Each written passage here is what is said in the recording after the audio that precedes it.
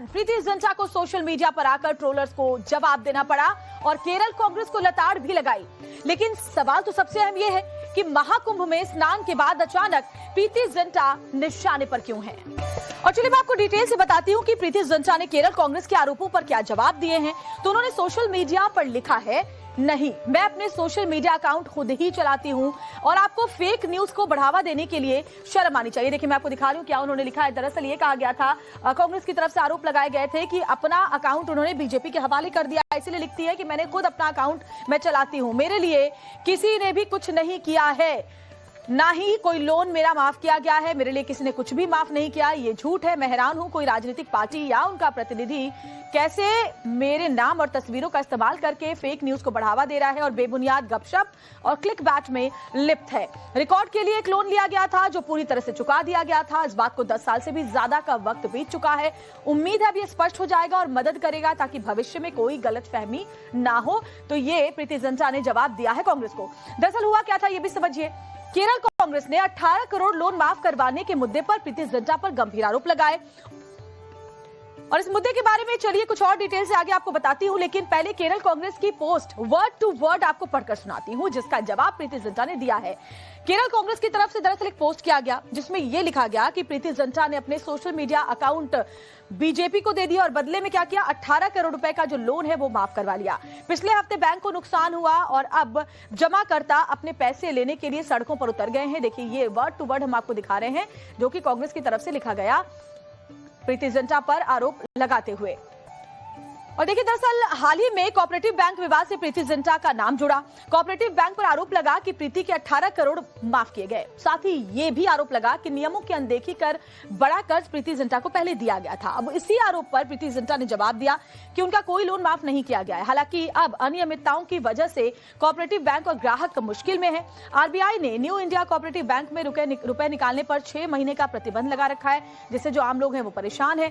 साथ ही बैंक पर नए लोन जारी करने पर भी रोक आरबीआई की तरफ से लगा दी गई थी। हालांकि बाद में आरबीआई ने शर्तों में थोड़ी सी ढील दी। इसके तहत बैंक के जमाकर्ता 27 फरवरी से अपने जमा खातों से 25,000 रुपए तक निकाल पा रहे हैं। प्रीति जिंटा जब महाकुंभ में स्नान करने के लिए पहुंची थी, सोशल मीडिया पर लिखा था, आजकल हो क्या रहा है सोशल मीडिया पर, अगर कोई एआई बोर्ड से पहले चैट करता है तो लोग सोचते हैं ये पेड प्रमोशन है, अगर आप पीएम की तारीफ करते हैं तो भक्त बोला जाता है, और अगर आप प्राउड हिंदू या इंडियन हैं तो आपको अंधभक्त कहा जाता है। प्रीति जिंटा ने ये तमाम सवाल सोशल मीडिया पोस्ट पर उठाए थे, अपने आप को प्राउड हिंदू लिखा था और प्रीति जिंटा की बात काफी हद तक सच है। देखिए सोशल मीडिया पर बैठे ट्रोलर्स बस अपना मौका ढूंढते हैं, अपनी भड़ास निकालने के लिए वो बार बार ऐसे मौके तलाशते हैं। अगर आपने प्रधानमंत्री की तारीफ की तो आपको ट्रोल किया जाएगा, अगर आपने सनातन की बात की तो आपको ट्रोल किया जाएगा। सवाल तो ये भी है कि आखिर प्रीति को क्या जरूरत पड़ गई है सोशल मीडिया पर इस तरह के सवाल उठाने की। सवाल फिर वही है कि क्या महाकुंभ में स्नान के बाद वो सनातन विरोधियों के निशाने पर आ गई हैं? अगर महाकुंभ में स्नान के लिए प्रीति जिंटा को टारगेट किया जा रहा है तो क्या अगला नंबर कटरीना कैफ का होगा? ये सवाल इसलिए क्योंकि कटरीना कैफ भी स्नान करने के लिए गई थी। इसके अलावा रवीना टंडन भी पहुंची थी अपनी बेटी राशा ठडानी के साथ और साथ ही साथ तमन्ना भाटिया भी पहुंची थी। तो क्या अब अगला टारगेट ये तीनों एक्ट्रेसेस हैं जो कि महाकुंभ में स्नान करने के लिए सनातन के रंग में रंगी हुई नजर आई थी? तो बॉलीवुड एक्ट्रेस और एक्टर विकी कौशल की पत्नी कटरीना भी महाकुंभ में स्नान के लिए पहुंची थी। मुस्लिम होने के बावजूद सनातन में उनकी गहरी आस्था नजर आती है, खासतौर पर जब से उनकी जो शादी है वो विकी कौशल से हुई है, वो हिंदू परंपराओं को निभाती हुई नजर आती हैं। मांग में सिंदूर उनके हमेशा दिखाई पड़ता है और इस दौरान उन्होंने क्या कहा था वो भी आपको सुनवा देते हैं।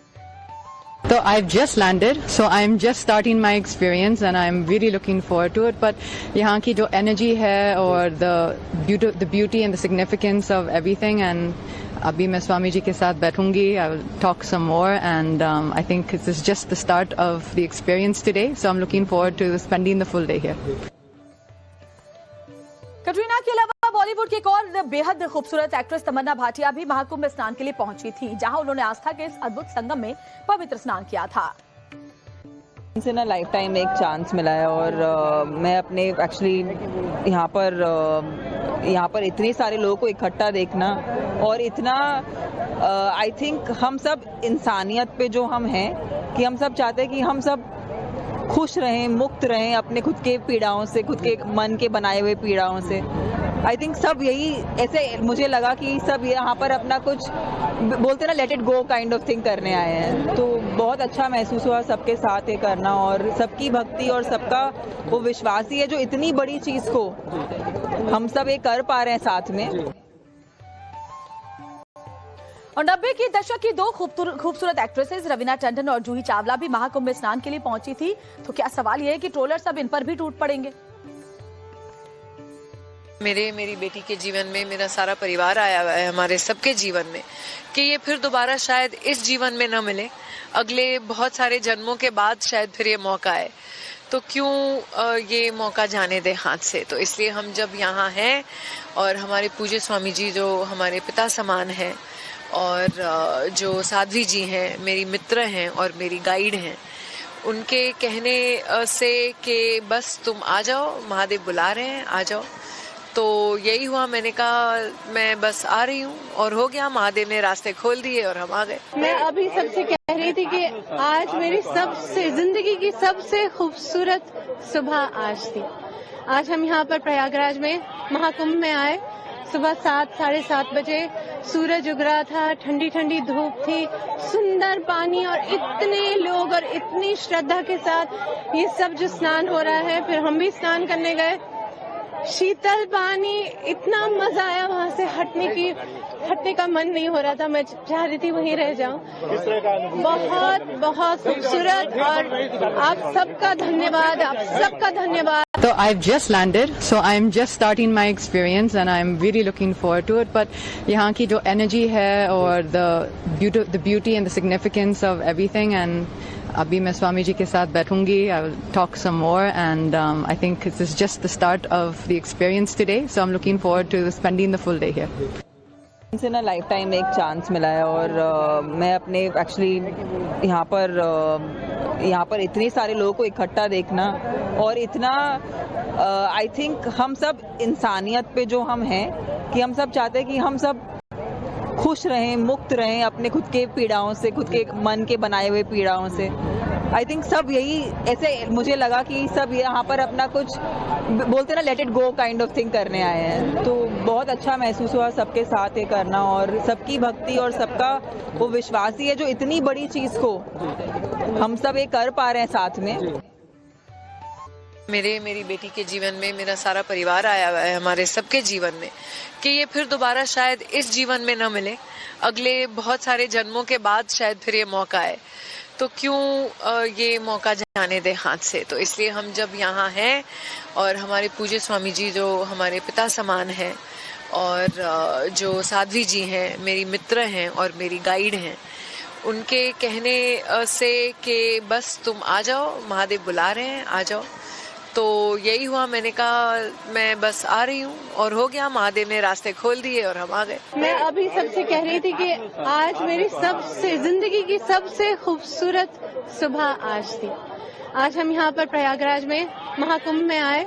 सुबह 7-7:30 बजे सूरज उग रहा था, ठंडी ठंडी धूप थी, सुंदर पानी और इतने लोग और इतनी श्रद्धा के साथ ये सब जो स्नान हो रहा है। फिर हम भी स्नान करने गए, शीतल पानी, इतना मजा आया, वहाँ से हटने का मन नहीं हो रहा था, मैं चाह रही थी वहीं रह जाऊं। बहुत बहुत खूबसूरत और आप सबका धन्यवाद, आप सबका धन्यवाद।